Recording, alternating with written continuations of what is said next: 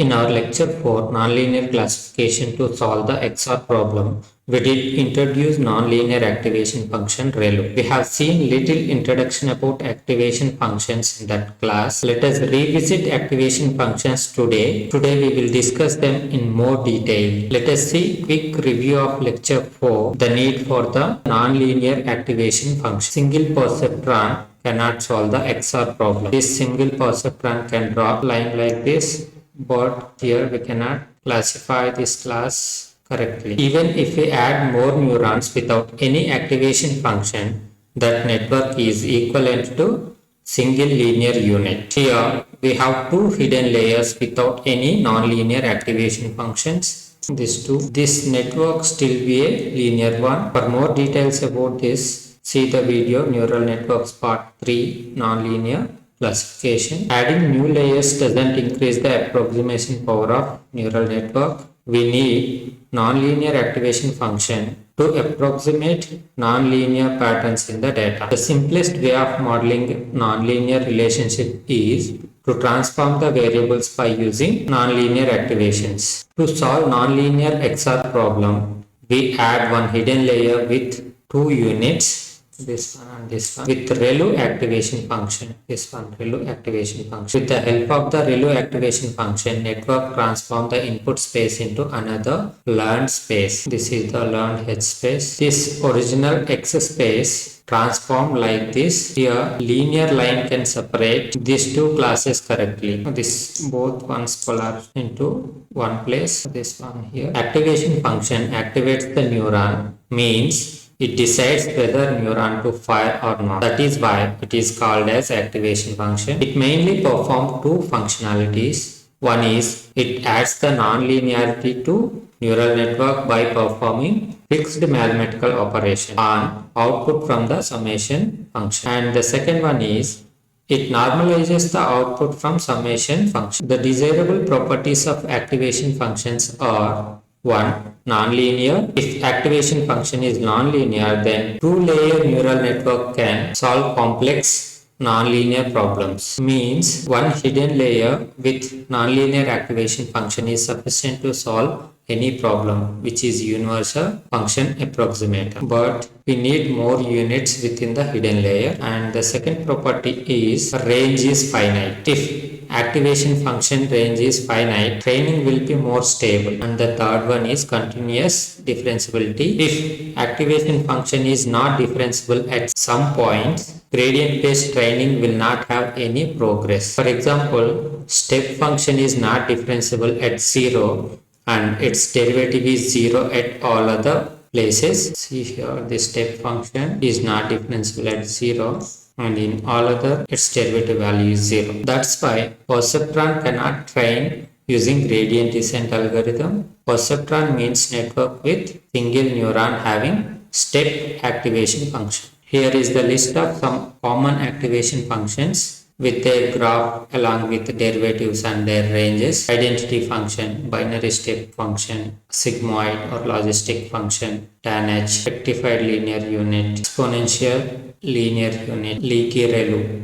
and softmax. We will see one by one in detail. To understand the role of activation functions, let's take simple neural network with one input layer and one output layer neural network. This one, A superscript L means which is the activation of the only neuron in this Lth layer. A superscript L minus 1 means the activation of neuron in previous layer. W is the weight. B superscript L is the bias of the layer L. Let us consider simple cost function squared error, which calculate the square difference between prediction, which is the activation of the layer L, and actual output Y. Each neuron in the neural network will have summation and activation functions. We need to find how sensitive the cost function is to small changes to weights, because our goal is to adjust weights. So we will determine the partial derivative of cost function J with respect to W using chain rule. Partial derivative of J with respect to W is this one, because first we need how much change of A affects the total error, then find how much change of Z affects the A, because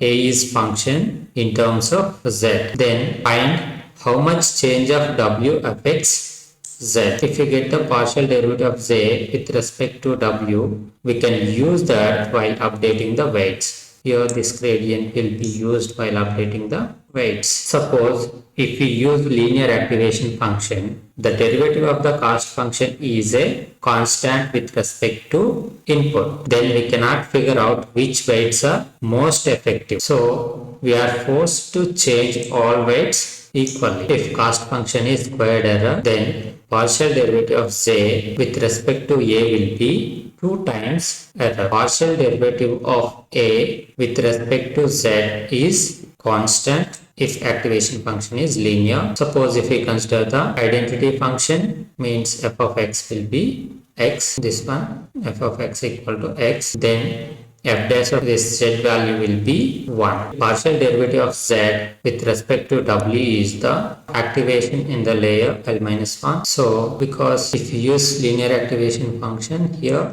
gradient will be constant. Ultimately this entire thing will be some constant value. So all weights needs to be updated equally. If we have nonlinear activation, step function is nonlinear but it is discontinuous, which is not differentiable at 0. You can see here which is not differentiable at 0 and elsewhere its derivative is 0. It has 0 derivative in all other places except this 0. So gradient descent won't be able to make progress in updating weights because this f dash value will be 0. The gradient becomes 0. This entire thing will become 0. The step activation function is used in perceptron. Perceptron cannot be trained using gradient descent. Perceptron uses perceptron learning algorithm which does not consider gradient descent. It will update weights based on only learning rate. Sigmoid activation function squashes input into range between 0 and 1. Large negative numbers will be close to 0 and large positive numbers will be close to 1. Because of its firing range from 0 to 1, it was widely used activation function in early days. But it has two major drawbacks.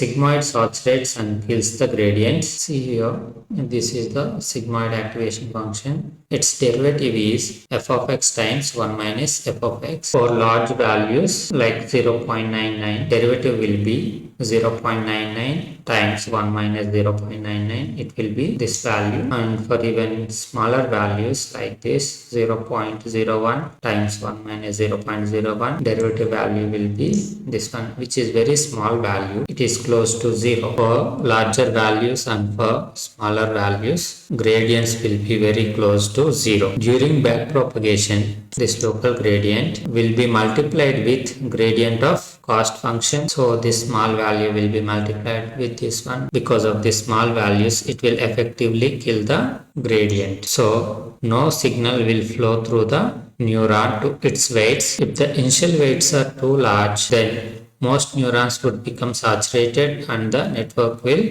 barely learn. And another one is sigmoid outputs are not zero centered. If input variables close to 0, the convergence of gradient descent will be faster. Any shifting of average input away from 0 will bias the updates in particular direction, and so learning will be slow. Sigmoid values are in the range from 0 to 1 like this. Average is not close to 0, so learning will be slow. If input values are around 0, training will be faster like this. Tan H activation function squashes the input into the range -1 to 1. Its activation also saturated like sigmoid, but its output is 0 centered. So in terms of convergence, tan H is faster than sigmoid. Tan H can be written like this, means it is scaled version of sigmoid. Derivative of tan H has stronger gradients than sigmoid. In the range -1 to 1, tan H derivatives will be between 0.42 to 1, whereas for sigmoid in range 0 to 1, derivatives are between 0.20 to 0.25, very small gradients. So tan H nonlinearity is always preferred over sigmoid. Rectified linear unit activation function really is the very popular activation function in last few years. It is computed with formula max 0, comma x. If negative values are given to this ReLU activation function, then it will output 0. If positive values are given to it, it will give the same value as output. Means activation is thresholded at 0. Let's see advantages of ReLU. Tanh and sigmoid has expensive operations. They will use exponentials, but ReLU can be implemented with simply thresholding. The ReLU has faster convergence than Tanh and sigmoid. You can see here ReLU is this solid line, reaches 25% error rate at around 6 epochs, whereas Tanh it reaches the 25% error rate around 35 or 36 epochs. ReLU has 6 times faster convergence than Tanh on this dataset with SCD optimizer. It has some disadvantages, let us see, which is non-differentiable at 0, but in implementation, derivative at 0 will be chosen either 0 or 1. It is not 0 centered and unbounded, and with ReLU activation function, there is a chance of dying ReLU problem, means neurons will be inactive for all inputs. In this state, no gradients flow back through the neuron, so neuron will die. If large number of neurons stuck in dead state, model capacity will be decreased. Its variation, leaky ReLU, fix the dying ReLU problem. For negative inputs, instead of 0, leaky ReLU will have small positive slope 0.01. You can see ReLU will be like this. For negative inputs, it has derivative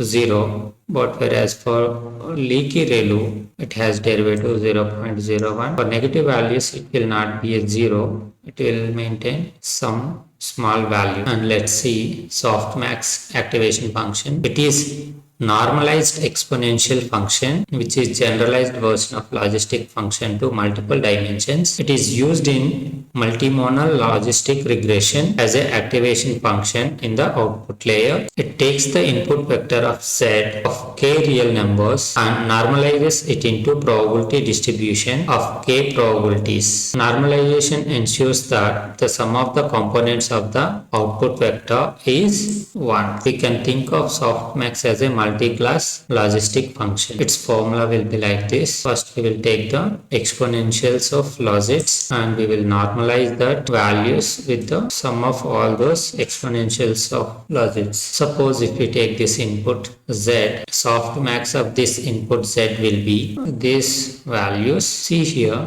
the output has maximum value for where the 4 was in this original input. This function is normally used to highlight the largest value and suppress the values which are significantly below the maximum value. For the same input Z, sigmoid output will be this one. See here, for this 4 we have maximum value. In this, all these values are in the range 0 to 1, but they are not probability values, whereas in softmax this value more than all other values, but here the difference is small. So finally what we can say is softmax has given more weight for maximum value than logistic function. Softmax takes vector of Z as input for k real numbers. It takes the natural exponentiation of all of them and normalizes it into probabilities by dividing with sum of all these exponents of Z. Larger input components will correspond to larger probabilities. Let us see the summary. Identity function can be used for simple regression problems, and this binary step function is nonlinear, but it is discontinuous and its derivative is 0 in all other places except 0. So it cannot be used in algorithms based on gradient descent. It is used in perceptron. The sigmoid or logistic function, which is used for binary classification problems, it saturates and kills the gradients, and which is not zero centric. so it has low convergence. There is a problem of vanishing gradients with the sigmoid function tan h, which is scaled version of sigmoid function. Its range is from -1 to 1, whereas for sigmoid it is 0 to 1. This is also used in binary classification problems, which is zero centered, so it has faster convergence than sigmoid function. This tan h is also having vanishing gradients problem like sigmoid. And the next one, ReLU, which is most widely used activation function in hidden layers. It is computationally inexpensive. Like if we take sigmoid or tan h, here exponentiation functions are involved, but here just simply thresholding function, so it is very cheap in terms of computational complexity. It has faster convergence than sigmoid and tan h. It solves the vanishing gradient problem for some extent. Still, it has dying ReLU problem. Leaky ReLU fixed the dying ReLU problem by maintaining some small slope for the negative values, and the softmax, which is used for multi-class classification problems.